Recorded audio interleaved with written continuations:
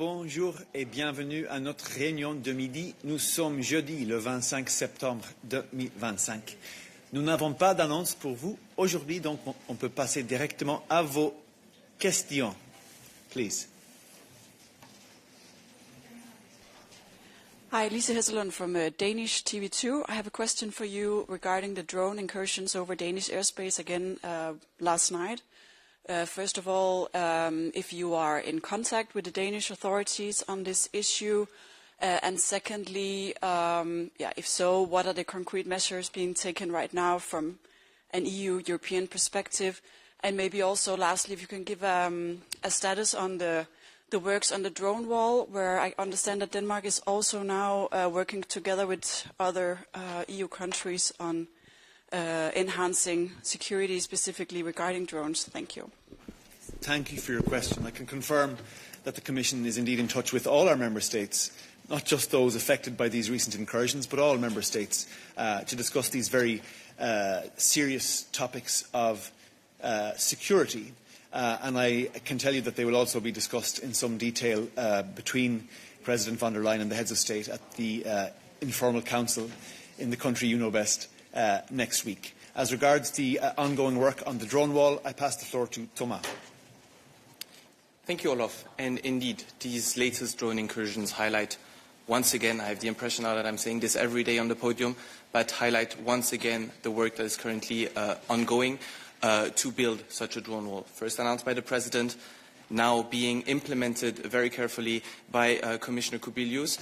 We will indeed have tomorrow an initial meeting. I mentioned the 7 frontline member states to that list. We have added Slovakia. We have added Ukraine. That was, of course, fully associated, given their experience. And, of course, Denmark will be fully included in these discussions that we will have tomorrow. So that will also be an occasion to, again, stress and discuss the recent events in Denmark. Follow-up.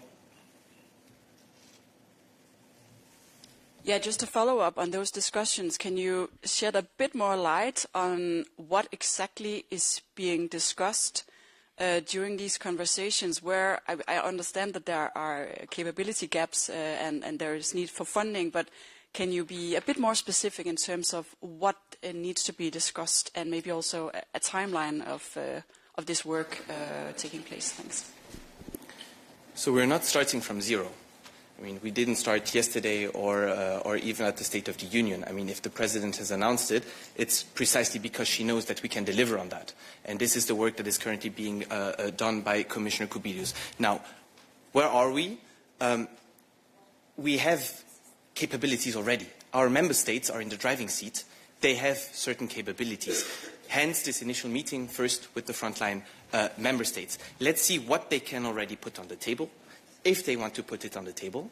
Let's see how the Commission can also contribute to that. I mean, let's not forget EDIP, that is also soon in the final trilogues, we hope. So there again, the Commission can support. So the Commission here is playing the facilitator role to make sure that we can deliver on that. And then again, also as mentioned by Commissioner Kubilius, you have 2 tracks. One thing that we will have to do is detect these incoming drones. This is not super easy to do. We're not talking about big fighter jets and planes coming in. No, we're talking about the latest technology developments. These drones have to be detected, and then, second track, what will we do to fight back against these drones?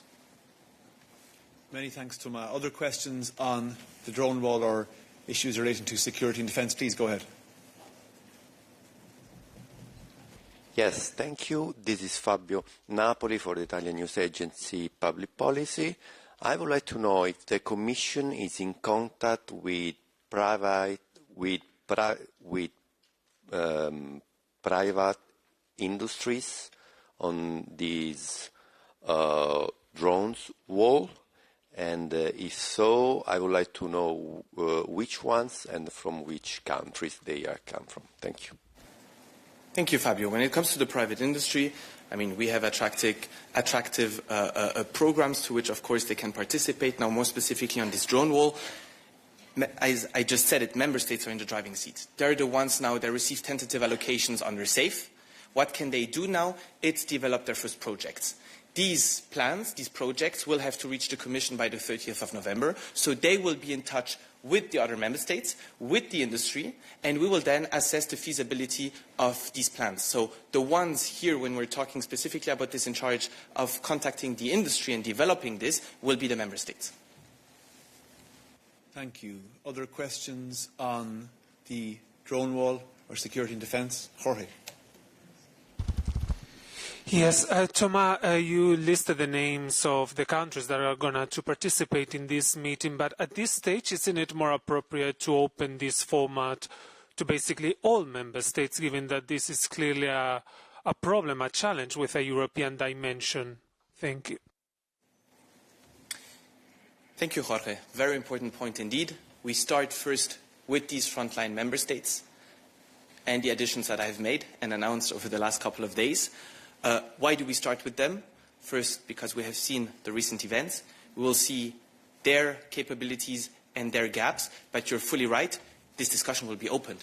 We will definitely discuss this in a broader sense. We have a European Council coming up in October where these precise issues will then include all the other member states, definitely. Thank you. J'ai une question de Christian Spielmann online. Christian. Oui, bonjour, vous me voyez, vous m'entendez? Oui, allez-y.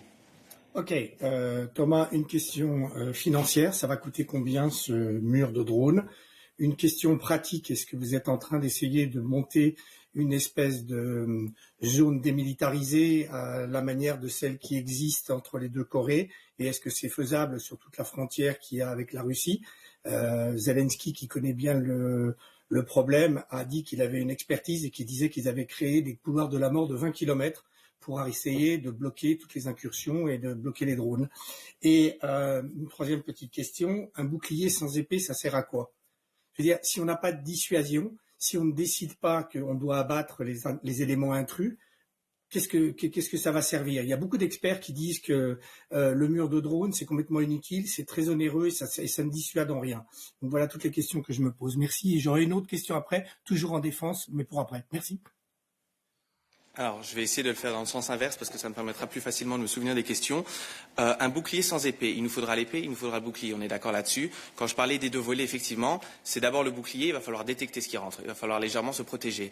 Et ensuite, l'épée, on va bien sûr se poser la question, en étroite collaboration avec les États membres, qu'est-ce qu'on va faire ensuite pour réagir? Une fois que la détection a eu lieu, qu'est-ce qu'on va faire pour être sûr qu'on puisse contre-attaquer ou en tout cas éliminer des menaces qui pèsent aujourd'hui sur l'Union européenne? En termes de l'Ukraine et tes références à l'Ukraine, effectivement, nous sommes tout à fait au courant que l'Ukraine a des capacités énormes et bien avancées en matière de détection de drones, manière de drones et de défense de manière générale. C'est la raison pour laquelle l'Ukraine est pleinement associée à nos programmes de défense, pleinement inclus dans SAFE et pleinement inclus dans la réunion qui aura lieu demain, parce que justement nous voulons entendre la position de l'Ukraine, quelles sont aujourd'hui les capacités de l'Ukraine, et on va voir si on s'en inspire ou non. En ce qui concerne le financement, malheureusement, je vais devoir te décevoir, c'est bien trop tôt à ce stade-là. Nous allons devoir, dans un premier temps, voir avec les États membres quelles sont leurs capacités, quelles sont les enveloppes budgétaires à disposition. Bien entendu, on n'exclut pas d'y ajouter l'instrument SAFE. Je te rappelle SAFE, avec certains États membres qui sont quand même pas loin de la frontière ou à la frontière est touché. Je te prends l'exemple de la Pologne, 43 milliards. Je te prends l'exemple de la Roumanie, on est à 17 milliards. Donc aujourd'hui, la Commission a fait des efforts monumentaux en matière d'investissement, en matière de financement. Maintenant, il faut voir les projets que les États membres vont nous soumettre.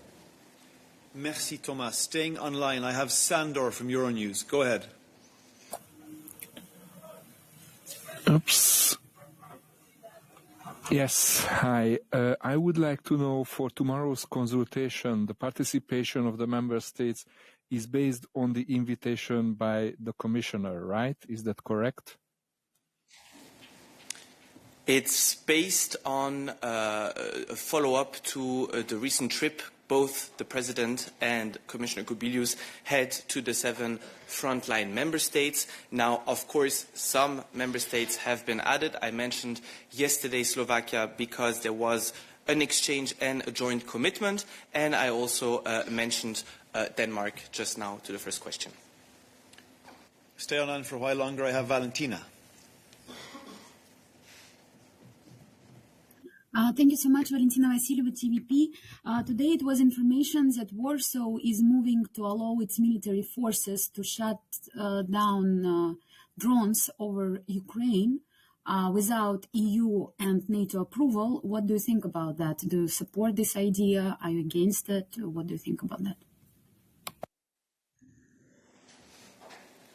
Thank you for your question. This would be more for Anita in the field of foreign affairs, so we'll wrap up with Thomas and come back to the question for Anita. Carl, go ahead.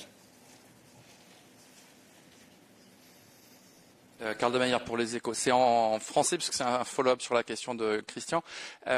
Est-ce que la réunion de demain et les réunions qui suivront ont pour objectif d'établir une doctrine européenne sur les intrusions, principalement de drones, dans les espaces aériens des États membres? Est-ce qu'on a besoin de dire aux États tiers ce qu'on fera à l'avenir en cas d'intrusion dans l'espace aérien de l'Union européenne? Alors c'est une très bonne question. Sur la nécessité de le dire aux États tiers, ce n'est pas vraiment à moi de commenter sur ce point-là. Ce qu'on peut par contre se dire en interne, c'est qu'aujourd'hui nous avons besoin de réagir en cas d'incursion. Et donc ça, c'est un besoin qui a été identifié très fréquemment maintenant au cours des 10 derniers jours. Donc aujourd'hui, oui, la nécessité de se défendre et d'être prêt, c'est une chose. Le besoin de le dire aux États tiers, ce n'est pas vraiment à moi de commenter là-dessus. Merci Thomas. Cher Christian, je vois que tu as relevé la main.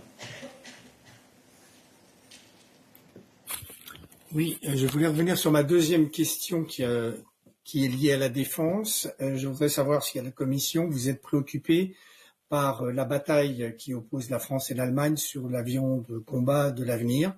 On a deux grands groupes. Alors je sais que la Commission n'est pas dedans, c'est des financements privés, mais c'est quand même un des éléments phares de ce qu'on appelle l'Europe de la défense ou la défense européenne. Est-ce que vous êtes préoccupé par le fait que ça risque de capoter, qu'on risque d'arriver à deux appareils quand on en voulait un seul? Et est-ce que vous êtes préoccupé par le fait que c'est toute la crédibilité de la défense européenne qui est en train d'être mise à bas par deux grands entrepreneurs qui se détestent fondamentalement parce que l'un et l'autre estiment être meilleurs que l'autre? Merci Christian. Il est sûr qu'entre deux des États fondateurs de l'Union européenne, nous préférons toujours la fraternité plutôt que des conflits.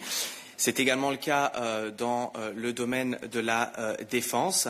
Alors, notre approche est claire. Nous avons besoin d'une approche unie, où tous les États membres tirent dans la même direction, y compris la France et l'Allemagne, bien entendu, sans faire de référence spécifique à ce projet-là. SAFE, dans son ensemble, justement, encourage à faire des achats conjoints, à travailler main dans la main. Je te rappelle que dans les projets qui vont nous être soumis, il va nous falloir 3 États membres au minimum. Donc on parle ici vraiment de projets purement européens. Et je pense que le mur aérien anti-drone est un exemple type où on a déjà une discussion qui va avoir lieu demain avec 9 États membres. Donc notre volonté depuis la Commission, c'est bien entendu d'avoir une harmonie au sein des 27 en matière de défense. Coming back to the room, go ahead. Yes, Giovanni Deré pour Avenire. Je voulais seulement revenir sur ma question de hier à propos de l'OTAN. Je voulais savoir si tu as plus de détails sur le dialogue que vous êtes en train d'avoir avec l'OTAN, si c'est comme hier. Merci. Bonjour Giovanni, je peux te confirmer qu'on aura la participation de l'OTAN demain au niveau technique au sein de cette discussion que nous aurons. Oui. Merci. On passe à Interaction. J'ai Yorick. Bonjour, merci pour votre question, pour le temps. I'm going to switch to English, sorry. Apple said the DMA should be repealed in a statement today because the law could change how Apple delivers products to the European Union. How does the Commission respond to this threat? This is still on Thomas' file, so he'll answer now, but if you still have defence questions, we'll come back to them after this. Thank you. So, we have received, and we are not surprised by Apple's lobbying paper asking us to repeal the DMA. Why are we not surprised? Because Apple has simply contested every little bit of the DMA since its entry into application. This undermines the company's narrative of wanting to be fully cooperative with the Commission. Now, let's speak more precisely about the DMA and enforcement. Of course, we have serious concerns about Apple's compliance with the DMA. That's not a surprise that Apple was the first one to receive a DMA fine, $500 million on the 23rd of April of this year.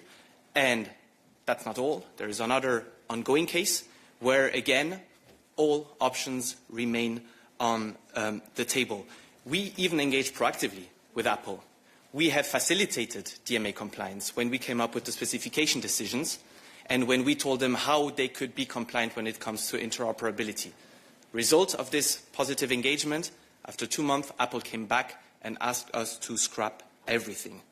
Now, we of course fully get it.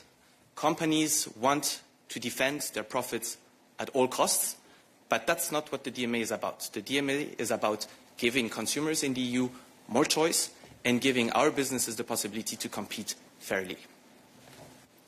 Thank you, Thomas. We'll stick on the digital files for now. Jan? Hi, Jan Bopiscelli, Bloomberg News.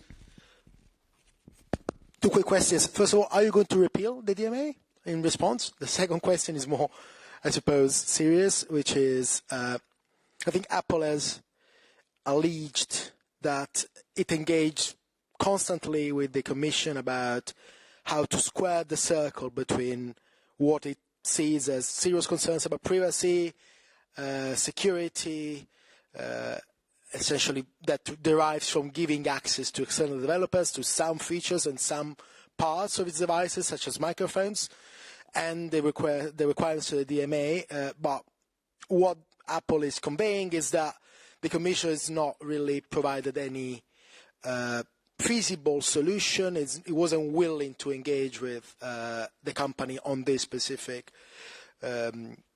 concerns. My question is essentially how in good faith did the Commission engage with Apple's concerns, and what were the results of these conversations ahead of the decision by Apple not to release the simultaneous translation feature in iPhones? I mean, the latest result is the statement that we have received from Apple yesterday. Now, that being said, on your first question, I can reassure everyone there is absolutely no intention from the Commission side to repeal the DMA. This is not the purpose of the consultation that closed yesterday. The purpose is to assess the effective implementation of the DMA since it entered into application 1.5 years ago. Now, on Apple's concerns, I'm the first one who has always stood here on the podium to tell you that we have exchanges with these platforms. This is still valid. It's also valid with Apple, but asking us to repeal the DMA is not what we are going to do. Now, on certain of the concerns that you're referring to, nothing in the DMA requires companies to lower their privacy standards, their security standards. To the opposite. It's just about giving our users more choice, opening to the European market, and allowing companies to compete on an equal foot. Merci, Thomas. I have a question over here. Yes, thank you, Leo Lichterwood for Context. I have 2 questions still on that topic. So Apple respectfully requests the Commission to repeal the DMA. I understand that's not an option, but they also suggest other changes, such as those also pushed by other tech companies, such as a change in governance, that the Commission would not be in charge of the DMA anymore, but should give away the enforcement of the DMA to an independent body.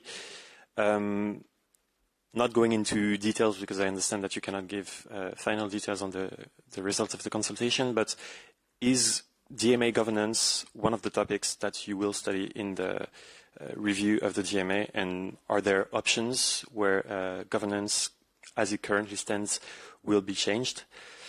And then a second question that also links to the one from Jan.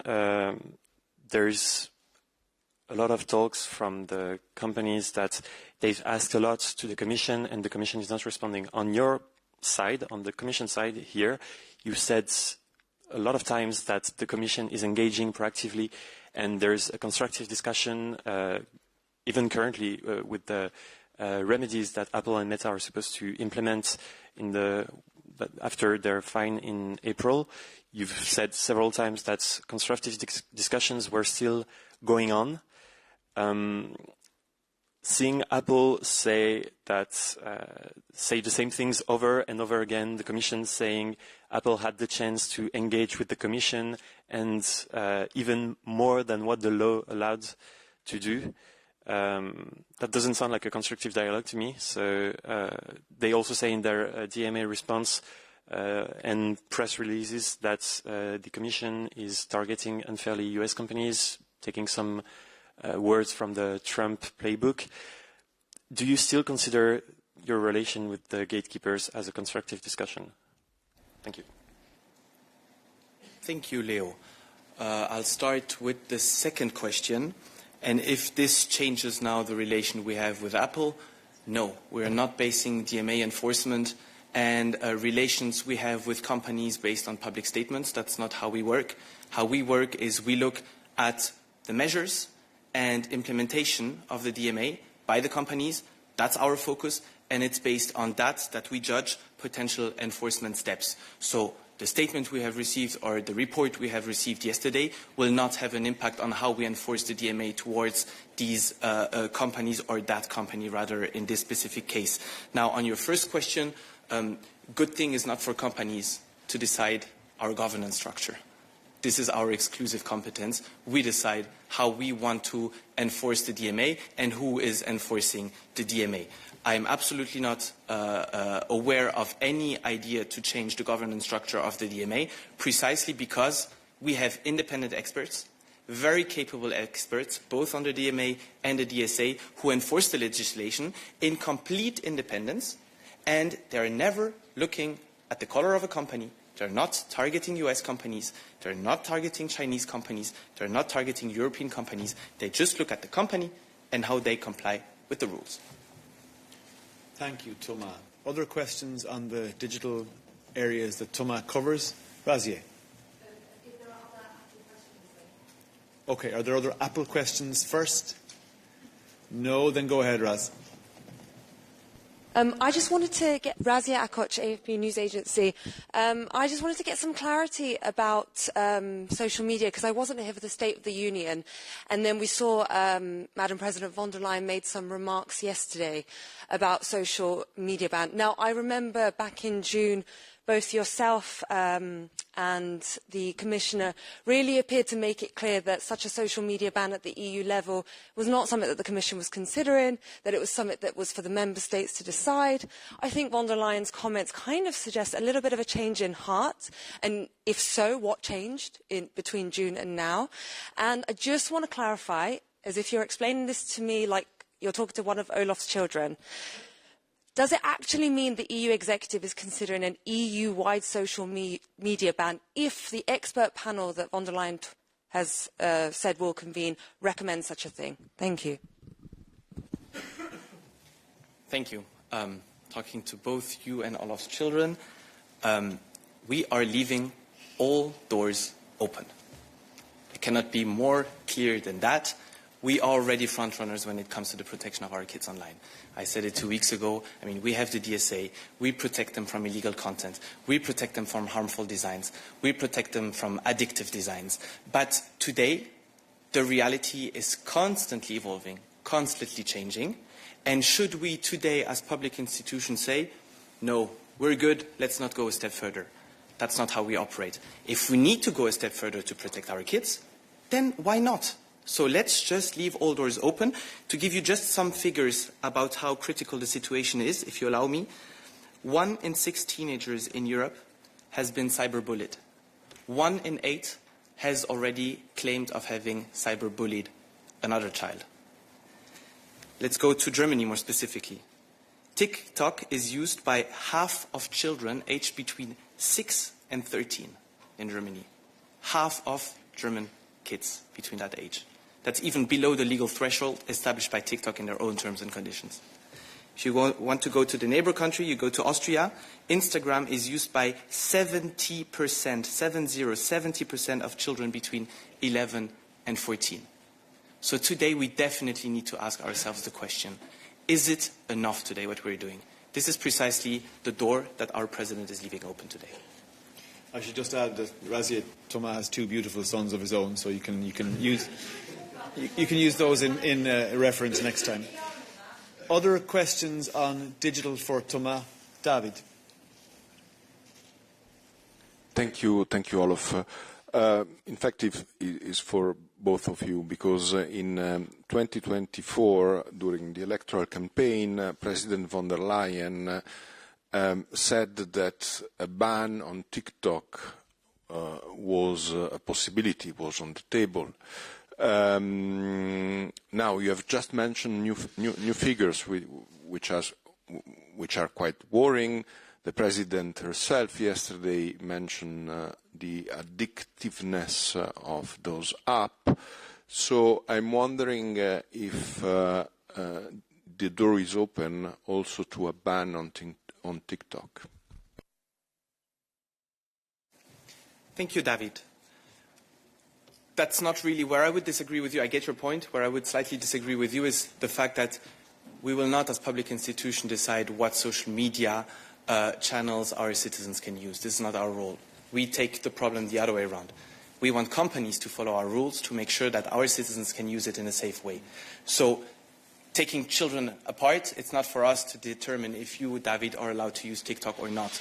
We, however, want to follow the logic we have with the DSA to make sure that if you use it, David, you will be safe on TikTok.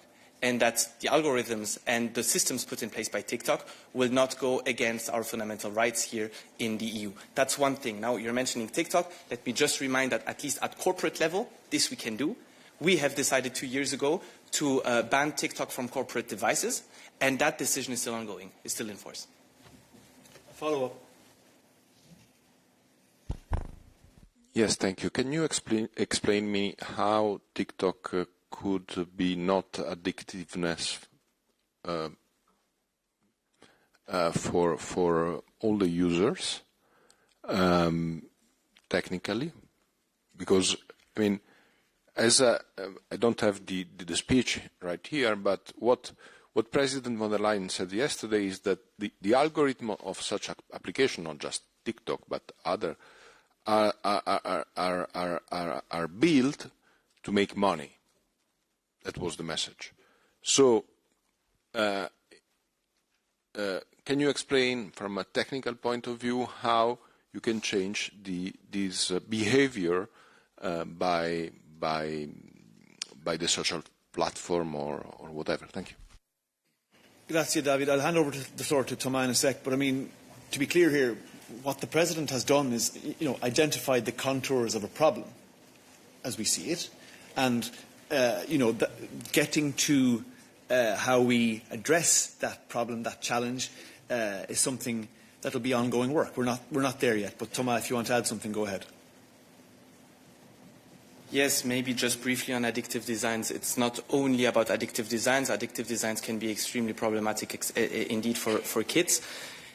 You're right when you touch upon the point that, of course, they want to make money. Of course, as long as you stay on a social media platform, the more you're exposed to advertising and the more a platform makes money.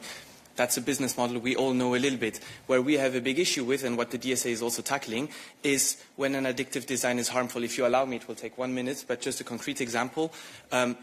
You take a little girl that goes to school, a 14-year-old lady. She goes to school and she's bullied at school. I mentioned bullying figures just now. She goes home, she goes on a platform and she watches the video of a cat. Most probably the next video, if she likes it, if she engages with that video, would be another video of a cat, and so on and so on. Why? Indeed, to create this addictive design, to keep that young lady the most possible time on that platform. Now you take that same lady, that same young girl, she's bullied at school, she goes home, she doesn't watch the video of someone, of a cat, but of someone harming himself. You need to find me a legal basis saying that that video will be illegal, but it's extremely harmful. And if the addictive design and the algorithm works exactly the same way, that young lady that is bullied at school will be exposed in a sequencing of harmful videos. That's where we need to do more to protect our kids, and that's where the DSA enters into play. Thanks, Thomas. Antoine. Thank you, Olof. Thank you, Antoine. Sorry, thank you, Thomas. Antoine Muto for Japanese TV and HK. As Razia just said, you said, Thomas, last year here in the press room, that setting the age limit for the digital services is a national competence. So is setting the age limit still a national competence, or what did concretely change in between? Thank you. Thank you, Antoine, and you're very good at that, indeed. I said this publicly, you're right. I said it's a national competence, indeed. What is behind that is today, the DSA is not the legal basis that will allow us to set a minimum age. The DMA is also not the legal basis that will allow us to set a minimum age. Now, does it mean that we'll never be able to go there or to leave that door open? No. Let's discuss. We'll have a panel of independent experts. Let's discuss with our member states. Let's discuss with like-minded partners that went a step further, like Australia. The President was saying it yesterday. And let's see where this will lead us. Any other questions for Thomas before we turn to other topics? Christian, tu as une dernière question pour Thomas?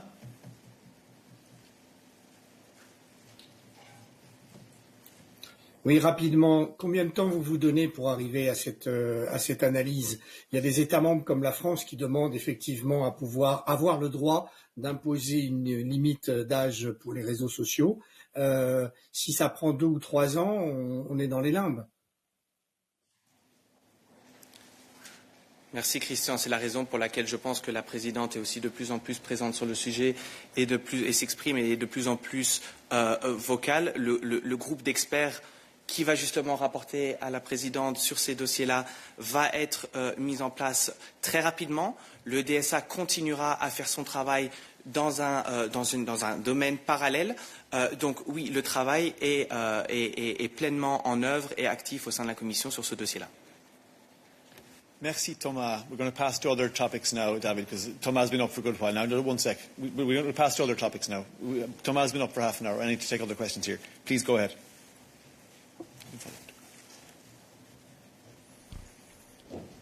Hello, Julia Sarivan, Journal TV, Republic of Moldova. My question is about Moldova.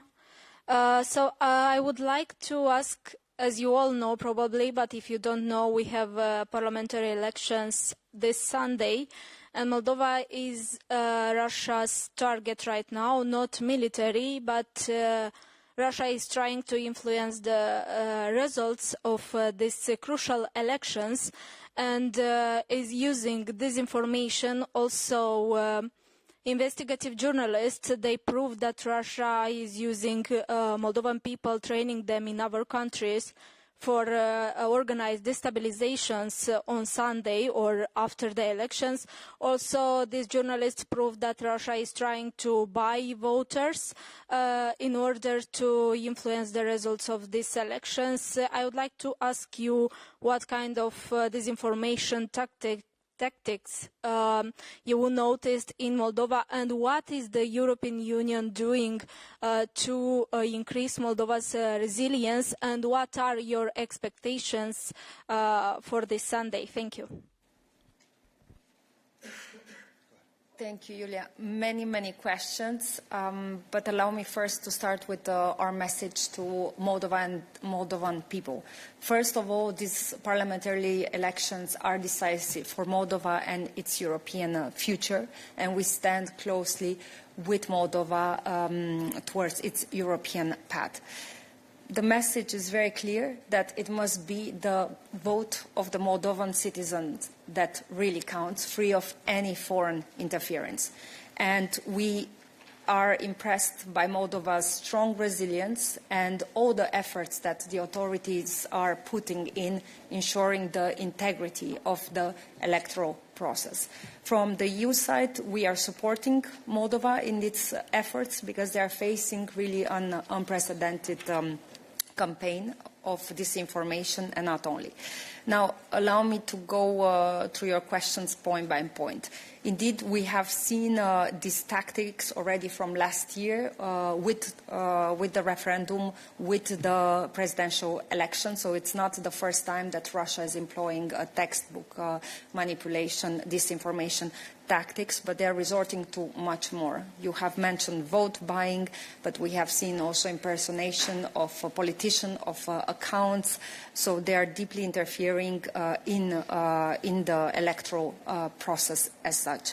We have also seen, as you have mentioned and confirmed by the Moldovan authorities, that there have been Moldovan citizens trained by Russians, including in organizing violent tactics against police. So their goal is to ensure that there is no trust. So this is why the Moldovan authorities are strongly engaged. There are currently investigations in place. We have seen the numbers and the magnitude of that. So we fully trust the Moldovan authorities, full trust in their competence, in their resilience, and we are here to support. Now, on the last point, how are we supporting? First and foremost, Moldova has a huge political support. There is a strong momentum, be it with the enlargement process, be it through all the reforms that Moldova has put through, our financial support with the growth plan for Moldova with the 1.9 billion, SEPA, roaming, just several of these elements, but much more when it comes to disinformation. We are supporting the Moldovan authorities through civil society, media freedom support, and we're going to add more along three main pillars. We're advising, training, and equipping the Moldovan authorities to withstand all this pressure. Once more, full trust in their capacities, and we're here to stand with the Moldovan people for their European future. Thank you, Anita, for this very comprehensive answer. Do we have other questions on Moldova for Anita? Please go ahead at the back. Yes, thank you. Augustin Palocai from Jutarnyi List. Anita, I have a question related to Moldova, but not only. You mentioned that the Moldovan authorities also confirmed the reports that some people were trained to destabilize Moldova. You didn't mention the country. It's Serbia, because the reports are saying that they were trained in Serbia. So recently, Russian services, intelligence services, produced a report which was broadly published in Serbia that accusing European Union that you are planning to destabilize Serbia. I am not asking you to confirm that this is true, but my question is this affecting your relations with Serbia? Because the Serbian president thanked Russian partners for this and promised to engage further with Russian partners, meaning the Russian services. So if the Russians are training people in Serbia to destabilize Moldova, and you support and trust Moldovan authorities, how this affects your relation and trust with Serbia then? Thank you. We will not indulge in commenting the fake propaganda, the disinformation of Russia, because for us this is just another attempt, disgraceful attempt, one of the many attempts of Russia to spread disinformation and hostile political rhetoric against the EU, its member states, but also candidate countries. So yes, we are aware, also according to the Moldovan authorities, that these operations and these trainings happen in Serbia.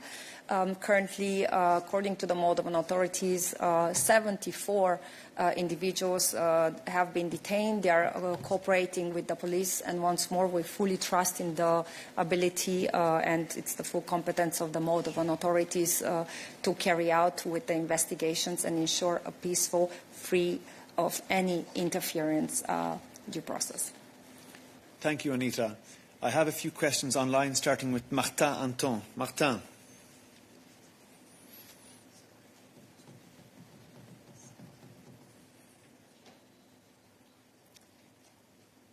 Question is on trade. Martin, My question. Okay, Martin, just... My question is on trade. Can you hear me? Martin, yes, we hear you and we see you, but we're going to take questions on foreign affairs first, and then we can come back to trade. Right. So if you don't mind waiting, that'd be great. Valentina, do you have a question on foreign affairs for Anita? Yes, it's the same question about Russian drones. So Poland is trying to present amendments to their law, which will allow them to shut down Russian drones over the territory of Ukraine without consultations with the EU and NATO. What do you think about that? Would you like Poland still to consult with Brussels about that, or you think if it's necessary, Poland can do it without any consultations, keeping in mind that this is a very important question and we see more and more drones everywhere? Thank you, Valentina. I should have specified that I just wanted to exhaust Moldova questions for Anita first. So are there other questions on Moldova? Oliver, I see your hand is raised. Is it on Moldova for Anita? No. Jan, Moldova? Yeah, so it's probably a dumb question, but I wondered whether you had any figure regarding the number of Commission officials helping with countering disinformation. I know that some of the platforms, the social media platforms where the disinformation has happened, are working using a blueprint that was developed as part of the DSA enforcement. So I wondered whether you also had any personnel from the DSA unit working in Moldova, now that there is more evidence. I don't know, I asked this question last week, but given the mounting evidence, maybe there was some change.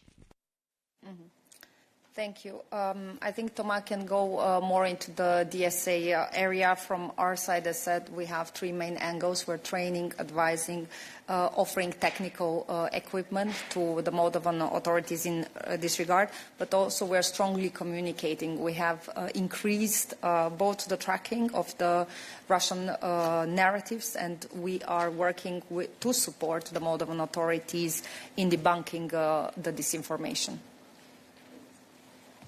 Follow up, John. Is all of this happening remotely, or are you there? So we have a mission that is set up since 2023. So we are there with, it's called the EU Partnership Mission. So I'll invite you also to look into it. They have a lot of data on this.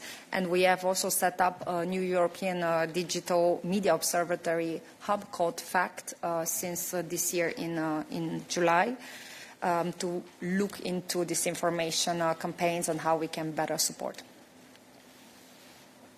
Thank you, Anita. And just to say, Jan, that Thomas will come back to you with the other stats. Other questions on Moldova? I don't see any in the room. Oliver, I see you online. Is it on Moldova?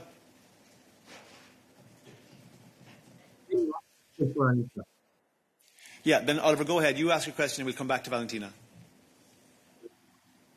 If the Commission already has a reaction to Hungarian Foreign Minister Szijjártó's letter on Antifa. Thank you. Not yet. Thank you, Anita. Can we come back to Valentina's question? Do you want to hear the question again, Anita? Yeah. Okay, Valentina, would you mind asking your question again? Sure. Poland is considering to present amendments to their law which will allow them to shut down Russian drones over the territory of Ukraine without consultations with the European Union and NATO. What do you think about that? Do you think it's okay if Poland will do it by itself, or you would like they still to consult with the European Union? Who is this? Thank you so much. Allow me first to go a step further. Like this, we have a full loop on Ukraine and Ukraine's legitimate right to defense. Because I'm dealing with foreign affairs on Poland. This is a member state pure competence, and I will not speak for Poland, although I point you out to the very good speech at UNGA from the Polish side. What we have seen from the Russian side is that more than 3 years now they have been engaged into a war of illegal aggression, targeting civilians, raping, kidnapping, abducting children. This is what we've seen throughout. Ukraine has every right to defend itself. And while Russia continues its brutal attacks against Ukraine on its civilians and civilian infrastructure, it is for Ukraine also to be able to defend itself. Thank you, Anita. Do we have any other questions for Anita on foreign affairs? Please go ahead. Hi, this is Lauren from the Dutch news agency. Anita, on Tuesday you said in context and waiting on the outcome of Denmark's investigation that the presence of drones points to Russia. I was wondering whether you repeat this now again with this new drone appearance and if you have any substantial evidence for that, especially since Denmark is deliberately saying that there is no evidence yet that it is Russian drones. Thank you. Thank you. What I have said the other day is that it is a national competence. It is an investigation ongoing, and this is something that we're looking into. So it is for the Danish authorities. But what we have also said is that these drones attacks are not happening in a vacuum. It happens in a context.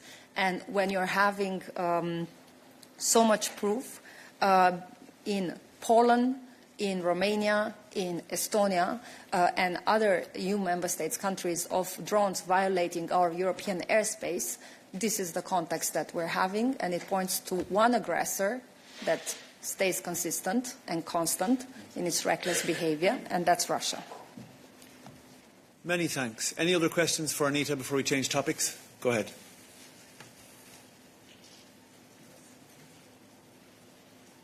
Okay. Angela Mauro of Post, I guess it's for Anita. It's on the flotilla going to Gaza again. Yesterday I asked a question because the Italian government has decided to send one of its... Okay, it's not for Anita? No. This would be for Eva, so if you don't mind, I'll just see if there are other questions for Anita. Then I'm going to take the trade question for myself, okay. Then I'll come back to you. Thanks, Angela. Thanks for your patience. Mose, you have a question for Anita. Yes, I would like to ask a question about the speeches given by both President von der Leyen and High Representative Kallas in New York about the two-state solution. They said it's up to the member states to recognize the state of Palestine, but EU, of course, supporting that. And what I'd like to ask is, besides giving financial assistance to the Palestinian Authorities reform program, what does the recognition of Palestine mean concretely for the Commission?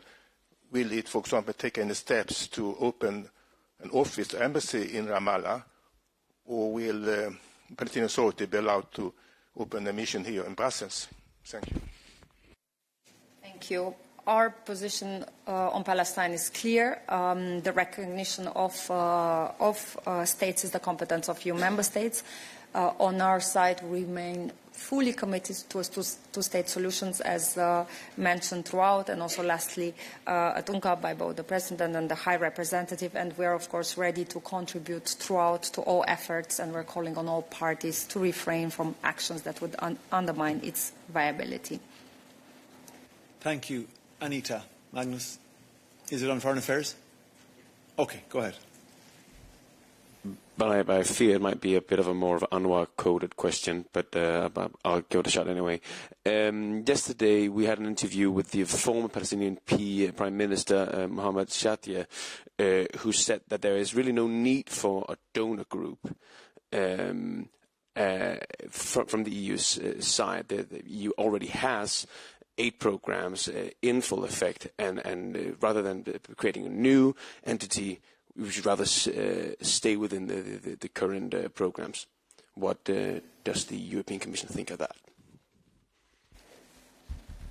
Thanks, Magnus. This will be more for Guillaume, so I'm just going to check if there are any other questions for Anita, and then we'll come to Eva and Guillaume. These are related topics. Don't see hands in the room or online.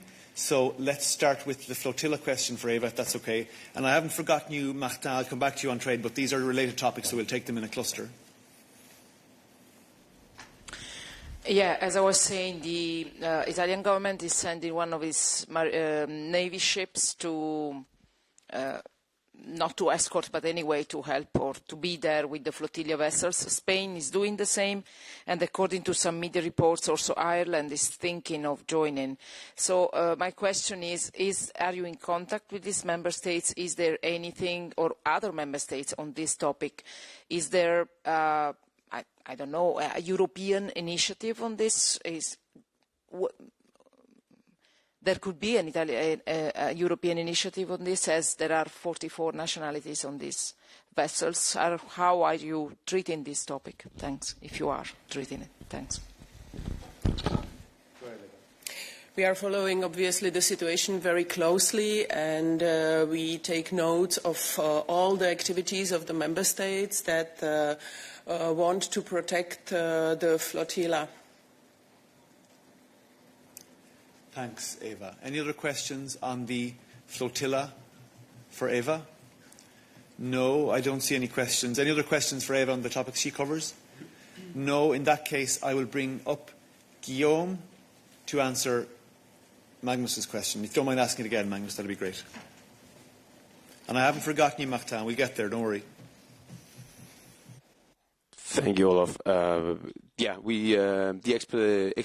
The Palestinian ex-Prime Minister Mohammed Shajah said that he didn't believe there was a need for a new specific donor group that von der Leyen has called for in a recent State of the Union address.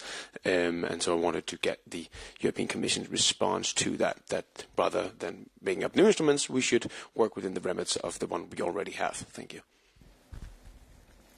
Thank you for the question. So let me remind you a bit what this donor group is about, the initiatives that we have put forward. So really the idea is to gather like-minded partners and donors to join our efforts to support the reform agenda that the Palestinian Authority has agreed with the Commission. And is very an ambitious and across-the-board agenda for the Palestinian Authority to reform itself. So we worked very intensively with the Palestinian Authority to come up with this reform agenda, and it really underpins the support package that we have announced in April, the 1.6 billion euros for Palestine.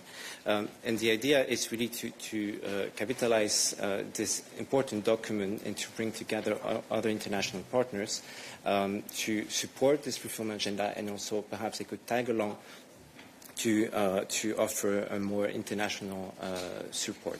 And then comes the questions for the recovery and reconstruction, which will come later at another stage.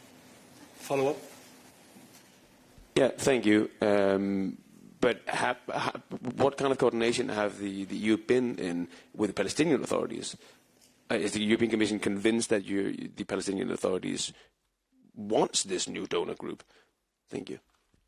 Well, again, this whole program and everything that we have presented back in April was done in coordination with the Palestinian Authority, and this initiative was also already announced back then. So this was discussed with them, and this was done in coordination with them. And we really see a need, an added value to use the document that we have agreed and to bring the international community to it. Thanks for the very clear answer, Guillaume. Other questions for Guillaume on the files he covers? I don't see hands in the room or online. Therefore, I go back to Martin, who has been waiting so patiently for his trade question. Go ahead, Martin.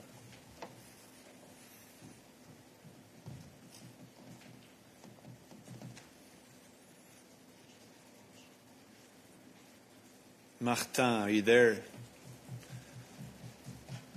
Hello, can you hear me? Yes, go ahead. Yes. Okay, sorry. Thank you. Martin Anton from AFP. We heard from the US that the tariffs on cars from the EU now have been retroactively lowered to 15%. Can you confirm this? And is the Commission relieved that the Americans kept their promise? Also, are there any news on aluminum or steel? Thanks for your question, Martin. So the formal notice has not yet been published, I understand. So, it's not formal yet, but as it should arrive imminently, please allow me to say this in response to your question. We are pleased that, following the meeting between Presidents von der Leyen and Trump in New York, the US administration has taken the necessary steps to implement its framework agreement commitments. In particular, we welcome the lowering of tariffs on cars, applied retroactively to August 1st, as well as a series of tariff exemptions now entering into force with retroactive effect to September the 1st. This includes generic pharmaceuticals, aircraft and parts, and many other products like cork and other so-called unavailable natural resources. EU-US engagement to deliver on all the framework agreement commitments, further reduce tariffs and launch cooperation in strategic sectors, notably steel, is ongoing, with discussions continuing today in a meeting between Commissioner Šefčovič and the United States Trade Representative Jemison Greer. Other questions for Olaf on trade? Go ahead. Thank you. Have there been added other products on the exemption lists? Are there products that are not on the exemption list that have been agreed before to put on the list? And on what, can you name some products on which negotiations are ongoing to put them on the list? Thank you. Thank you for your question. As I said, the formal notice hasn't been published, but I understand that it's all the products that were agreed as part of the framework agreement back in August. You can check all that online and make sure it's consistent with what comes out imminently, but as I understand, it's all of them. And, as regards other sectors, I'm not going to list them now. There are countless sectors. I'm happy to talk to you about them afterwards, but I mean, the point is that the first tranche of commitments has been delivered. Now we work with the US to see where we can find new areas for tariff exemptions and cooperate more closely to find structures for cooperation, notably on steel and the other areas that are contained in that framework agreement. And as I said, Commissioner Šefčovič will meet the USTR today to take that work forward in a substantive way. Jorge. Thanks, Olaf. Jorge Valero with Bloomberg. First, on the notice, if you could confirm that Polish diamonds are going to benefit of zero tariffs, as the industry association said. I think it will fall under the category of unavailable natural resources. And secondly, on the Greer-Šefčovič talks today, first, on the tariff rate quotas, if you could let us know how the talks were on this issue, whether there is any progress, whether at least the US has confirmed that they are looking into this, are working on this, on the tariff rate quotas. And secondly, on the list of derivatives, if Šefčovič told us in the interview we have with him this week that he has some concrete proposals to address the issue of the derivatives. So whether he discussed these proposals with Greer today and what was the feedback. Thank you. Thanks for all those questions, Jorge. Look, on the first one, I can't say more at this point because, as I said, the notice is coming imminently, so please just keep an eye out for that. As regards the details of the discussions around steel, derivative products, how we're going to cooperate that in the future, I haven't received the details of the meeting between Commissioner Šefčovič and USTR yet, so I can't provide more details at this stage. As soon as I have them, and as much as I have, I'll pass on happily to you and anyone else who asks. Go ahead for follow-up. Yes, it's on the tariff rate quotas again, not about the discussions today, but about how we were presented the stage of the talks just after the agreement, because what we were told is that there were talks ongoing between the two sides to implement these tariff rate quotas, and actually we were told about these details that they will be set at the historic levels, if I recall well. But what Šefčovič told us again this week is that they were still waiting for the reply from the US side on the proposal for the quotas, for the tariff rate quotas. So I don't know if you will, I mean, the stage of the talks were misrepresented to us last July, because as I see it, there is not much dialogue if one side is not replying to the other. Thanks, Jorge. I understand the question, but I mean, as I said, Commissioner Šefčovič is meeting with his US counterparts today. So logically, that's the place where questions will be raised, answers will be given. As I said, I don't have the details of that meeting to hand. Maybe there will be an answer to your question arising from the readout, if there is one, and maybe there won't be. I can't say that at this stage, so just bear with me. I'll get the details and I'll come back to you on it. But the commitment to deliver a TRQ system around historical trade flows on steel remains. That's the plan. That's what we're working towards. Other questions for Olaf on trade? Lisa. Thanks. It's about medical devices and generic pharmaceuticals. I know for certain Ireland has raised this as an issue, that the joint statement back in August didn't give clarity on what exactly would be listed as generic pharmaceuticals and medical devices. And yesterday, the US announced a 232 investigation into medical devices.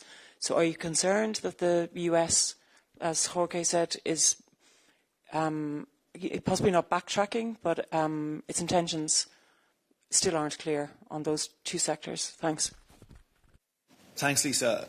As you rightly said, there is a new investigation, a 232 investigation, so we're not going to provide any comment until that investigation has run its course. Then we know what the outcomes of it are. Then I can provide you a comment on what the impact of that is from our perspective.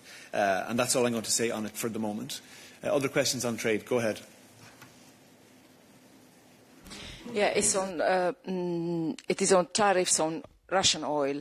I know that yesterday you said that the proposal will be presented in due time, but as until now the EU with Russia has been using only sanctions, and if I recall well, something like 10 days ago, 2 weeks ago, you said no to the request, to Trump's request to use tariffs, sticking on sanctions. So my question is, what, if you can elaborate more, is there something that has changed? What has changed? Thanks.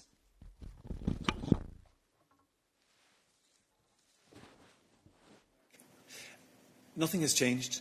The commitment of the European Commission is working in cooperation with key global partners to do our utmost to try to weaken the Russian war economy. And we've come forward with the 19th sanctions package, a strong and comprehensive package that our member states are now discussing and we hope will approve soon.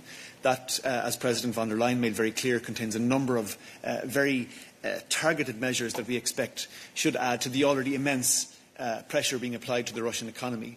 As regards the potential or the proposed tariffs to be placed on imports of Russian oil, yes, as I said, the details will be worked out. We'll provide more details soon. And the only context in which those proposals are coming forward are precisely, as I said, to apply further pressure to the Russian war economy. That's all I'm going to say about that for the moment, and we will come forward with the proposal ASAP. Other questions on trade or the many other files he temporarily covers for Olaf? No other questions for us today. Gabriele, you're online there. Is that for me or someone else? It's for Olaf. Yeah, thanks. There were, if I'm not wrong, products hanging in the balance after the July agreement. So wine and spirits that, negotiations would be ongoing for reducing tariffs there as well. So my question is this topic, is booze on the table for Greer and Šefčovič as they meet today? And if you can provide any timeline now that we see that cars got their 15%, if there is any timeline for progressing on wine and spirits. Thanks. Thanks for your question, Gabriele. Look, we've made very clear on numerous occasions that securing a tariff exemption for our world-class EU wines and spirits for export to the US is a top priority for us. That remains the case. We want it, our industry wants it, and by the way, American industry wants it. So yes, I can say for certain that it was discussed between Commissioner Šefčovič and USTR Greer today. As I said, I don't have the details of that meeting yet, but it is one of our top priorities. We are working to secure a tariff exemption for wines and spirits. I don't have a timeline, but it remains a priority for us. And with that, dear friends, we've been going for over an hour. I think we will call it a day. Thanks very much. Good afternoon.